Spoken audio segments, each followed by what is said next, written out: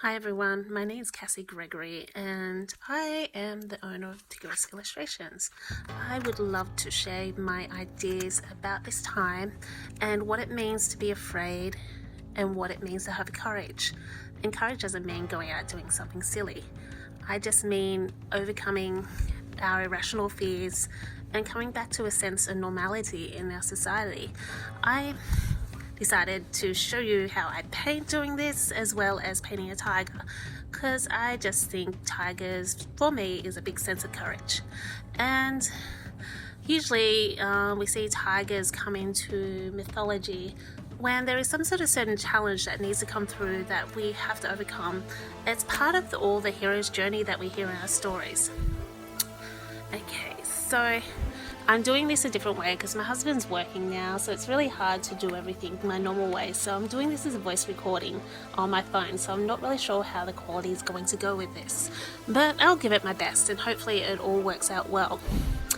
So what I've been thinking lately is the difference between, well, there is a bridge, there's not a difference. There is a bridge between fear and courage. And there's that choice of if we're going to cross that to become, I guess, better understood people about what's actually going on at the moment. Because I think we all start with fear, we all start with concern. I don't think anybody's immune by the idea of feeling afraid during this time or feeling a sense of uneasiness during this time. So don't get me wrong, I am being concerned, and there are times when I felt panicked myself during this time, especially working in a pharmacy as well. There's that time where I felt someone's got just a little bit close to me, a time where I wonder if people have washed their hands properly. You know, I think all these thoughts have gone through all our heads, but that doesn't mean we have to give in to the fear or xenophobia of worrying about other people. And I think during this time we also need to hold kindness and our goodwill in our heart, because people need us. We all need to work together during this time. So how I feel, how we cross that bridge from being afraid and panicked and turning into total chaos to crossing that bridge of being courageous and having hope and wishing for the best.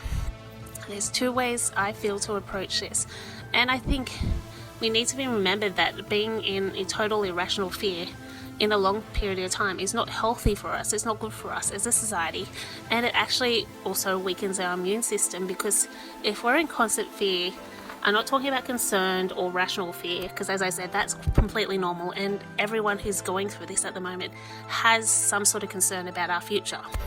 But I'm talking about that irrational inset fear that feels like we have no control of. It feels like it's controlling our life. It feels like we're always stressed, on the edge, and we're not relaxed during this time. And that type of fear is not good for our immune system in a long period of time, because it stops our body from actually regenerating, because we're releasing all these chemicals in our body just to keep us safe by the fight and flight reaction. But during that time, it may keep us temporarily safe from a perceived danger out there, but in this situation, nobody can tell where the perceived danger is. We can't run away from it, and we can't hide from it, because nobody knows where it actually is. We know what it is, but we don't know where actually it is, because it's an invisible sort of force against us. So I believe once you go through that rational fear, that fight and flight, you need to stop and really start talking to yourself and actually getting the right information, because there's a lot of BS information out there that's really turning us into a state of panic. I heard someone at work was actually watching the baby in Dettol the other day, and it just needs warm soapy water, making sure that your hands soap up for at least 20 seconds, and you get the back of your hand, the front of your hands, and in between your fingers, and make sure your hands are washed properly. You don't need to wash your body in Dettol, you don't need to wash your baby in Dettol, you just need to wash your hands with warm soapy water. Just want to say that's probably the most important thing you can do during this time. So that's the thing, getting the right information. Make sure you're getting the information not only off Facebook, because Facebook is in a state of erratic panic at the moment, but get the information from health professionals or people who actually know what's happening, not just from someone who doesn't have any idea, or someone who else is in a state of panic, because people are feeding off each other. We need those good, stable, reliable facts to help us not get into panic or not fall into that irrational fear, and to help us feel like we have some control over this time. I feel like we can actually come together and help each other. So I believe coming to courage and making that choice of feeling like we have control and we have hope and that things are going to be okay is make sure we get the right information, not the wrong information that's going to put us more panicked.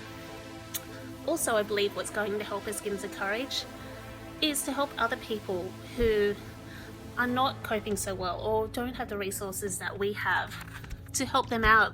Even if that means just giving a roll of toilet paper to your neighbor, it means so much for people at this time. People need that extra help. I know the social distancing is not helping us at the moment because I feel like there's a lot of people who need a hug out there, but there are so many other ways of being able to listen and to care and guide other people on the right track at this time. It doesn't need a hug, it doesn't need to be together. We just need to listen to each other and help each other through their stories, because there's so many stories going on at the moment and there's so much panic, and just helping people bridge that, I guess, lack of information in their mind and helping them come to the new way of living, because some people are adaptable faster than I am. And this is why I'm telling people what I know about it is washing your hands, social distancing, stay at home when you can, and don't go out unless it's really needed, because you don't know, as I said, it's an invisible force against us. And we're hoping that the more people stay at home, the less likely it's going to transmute into another family or another home, and keep, especially the more vulnerable, healthy. Because the less people who receive this, the less likely it's going to go through us and hopefully dissipate, so it's not such a big risk. People are looking frantically to see if there's anything else to help us out here, but we're just going with the information that we have right now to help us. Also, there's a lot of support where you can call lines if you're not sure with what's going on. Another way to bridge it is to think rationally and have conversations with yourself and see if the fear that you feel is actually coming from sources outside yourself, especially if you're an empath, and see if that fear is your fear and work with it. Don't be afraid to talk to yourself or talk to someone who you trust about this, because sometimes the solution is already inside of you, and sometimes there are ways that you can calm yourself down, and also just get yourself in a good routine and a good healthy routine at this time, and make sure that you're trying to eat as healthy as possible, clean yourself as often as possible, and I guess learn new ways of socializing, because socializing is an important thing right now. We need people to sort of reassure us. We can't do this alone. I will leave it here. These are just some of my thoughts that I've been thinking to help us cross the bridge, is checking in with ourselves, checking in out with our friends, especially if they're vulnerable, especially if they do feel scared. Be kind to each other, be careful, show care for each other. These are all things that's going to help the community strengthen during this time. And if you can, please just stay home, keep yourself safe, and make sure you're just checking in with yourself and your family during this time as well. Anyway, love and light, Cassie. Bye.